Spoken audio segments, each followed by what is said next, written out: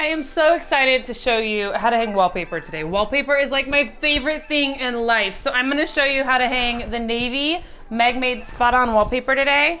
And I'm also gonna show you not just how to hang wallpaper, but how to do it with a perfect seam, how to cut down that double overlap, and how to make it look great. So we're gonna turn this basement wall from blah into something really, really fun. First step is to create a plumb line. So you're gonna wanna measure how wide your paper is. It normally says on the tube itself, but this one is 25 3/4. So we're gonna create the plumb line. I'm gonna start on that side and move this way. Our walls are not straight at all. You might have that same problem. So what you're gonna wanna do is do the 25 3/4 on the wall here in a couple different spots down the wall. We'll create a line that goes down. It might not be perfectly straight because I know that this wall goes in further here than it does here. So we're just gonna take it to the closest point to the wall instead of the furthest one apart so that you don't have any gap over here. We are now level. You can see just how off my wall is. So we're gonna go with the line closest and we're gonna create what's called the plumb line. So this is what I am going to line the first piece of wallpaper up. The first piece is the most important because it's what the rest of them depend on. This is wallpaper paste. A lot of people are afraid of wallpaper because they're used to what it used to be, where it was like cemented on there. So a lot of people are afraid and go with peel and stick.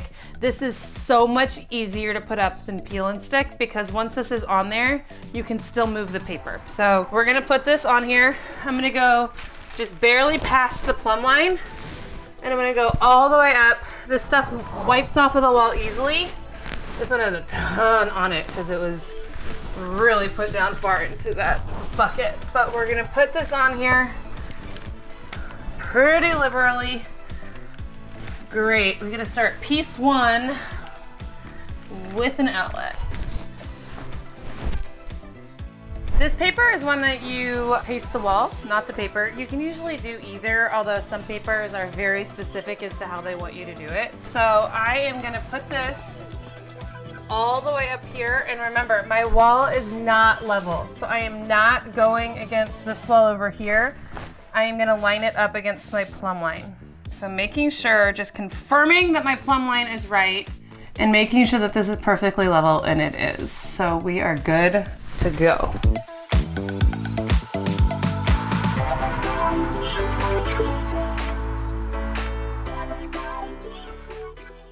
So it is a water-based glue, so you can literally just wipe it right off of the paint and it comes right off. You are gonna wanna do it pretty quickly though, because it can get harder and harder to take off as it dries. So the bottom piece has been cut and we're gonna take off all the excess so that we can do the rest. You can see how here there's an overlap and then down here it's actually perfectly flush with the wall. That's why I told you to go with the line closer to the wall. So we're gonna get the excess off here. And what you do is you take this in one hand, this in the other, you go all the way to the seam, you push them together and you take them down the wall together, pushing into that seam. And then we're gonna just take this little piece and pull it right off. Now we have a perfect line against the wall.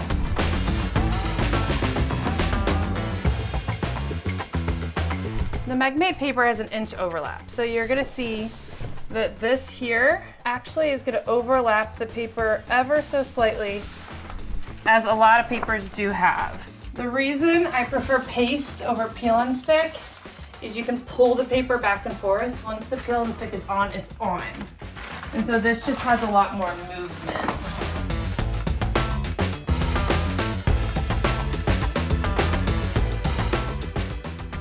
So I had to take a little break. You're gonna notice I'm wearing something different. We went to lunch after we finished a few of these panels and I actually broke my tooth in half yesterday.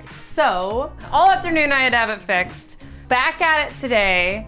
I'm gonna show you, we have 1, 2, 3, 4 panels up and we've got a few left. So although I've already taught you the basics, I'm gonna show you a few more tips and tricks. So I've now just put this piece up. It has about 1/2 inch overlap. You can see where the other paper is underneath it here. What I'm gonna do is I'm gonna take this level here, I'm gonna go all the way up to the top, and if this is the line here, I'm gonna go just barely to the right of it. I'm gonna push the level as hard as I can against the wall. Take this in my right hand, and the goal is to get through both papers, and this is a thick, good paper. I am going to cut all the way down. So that line is done. And then I'm gonna line this up. You can see where I've cut. It comes off right there, see? But my level is not the length of the wall. So I'm gonna get this level for the rest of the way down and do the exact same thing. So now I'm gonna pull the first layer off. Remember, there might be some areas that have a little bit of a catch. So this is the first layer of the paper that's coming off. Here we go. And then we're gonna peel this paper back just a little bit. And then we're gonna go after this paper underneath. The paper underneath probably is gonna need a little bit more finessing because you were going through two papers to get to it. Look at that, they match perfectly And now together. Yeah, seam together perfectly. you seam it together. Perfect. Look at how good that looks. We have got an outlet behind here. So what we're gonna do is we're gonna make a little slit. Don't put the blade in very far because you obviously don't want to cut any wires. And now we have a little window into where it is. Remember, the plate is gonna cover about that far, so we have a little bit of wiggle room.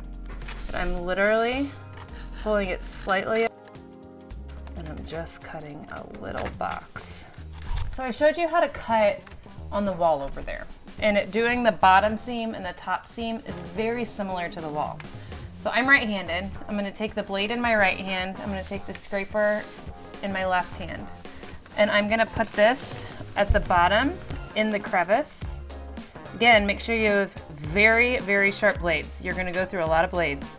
And I'm literally, with my right hand, I'm gonna follow my left hand. I'm pushing down into the crevice with my left hand, and I'm cutting with my right hand, because it's a guide.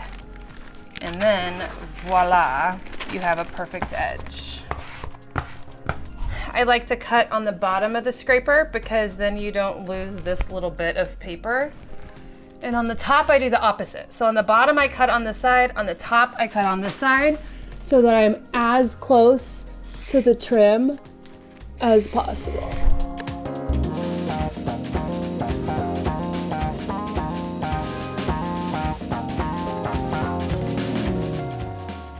So this last one's a little trickier because we have this jut out in the wall and it's a corner piece. So we're not wrapping, we're just doing this one wall, but this is barely too long. So I'm gonna show you how to do some of the trickier corners because this would be the same as doing like a windowsill, or, I mean, a lot of people have these in their basements because it blocks all the air ducts. So I'm gonna show you how to handle that. So we're gonna get this lined up perfectly and worry just kind of about this side for the moment. So I have a little bit extra on the side, which actually is great. It's better to have a little bit extra than need a teeny tiny strip there. So we're gonna push it all the way here into the corner, knowing that we're gonna have to come back and fix here.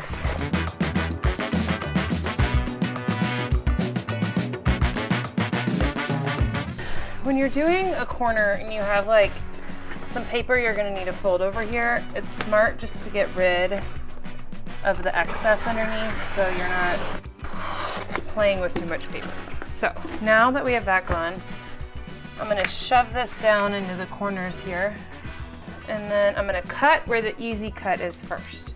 So I'm gonna go into the corner here,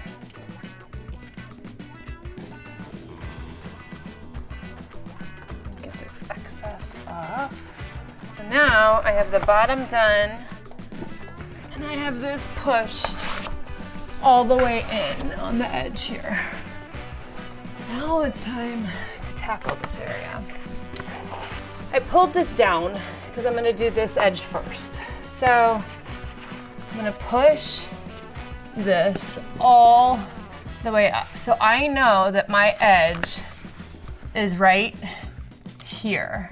So I'm gonna cut into the paper there, and I'm gonna follow all the way over. Now that this is cut, I can push it right up there, and then I can cut this little, mine's rounded, which I don't love, but there we go. So I cut that, and then we can go all the way up here and push this in and cut here.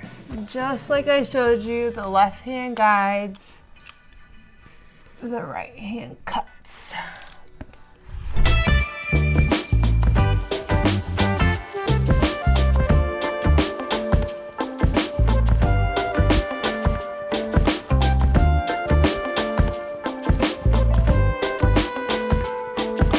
All right, guys, so in a couple hours, a little bit of glue in my hair and maybe a chipped tooth. Hopefully that doesn't happen to you.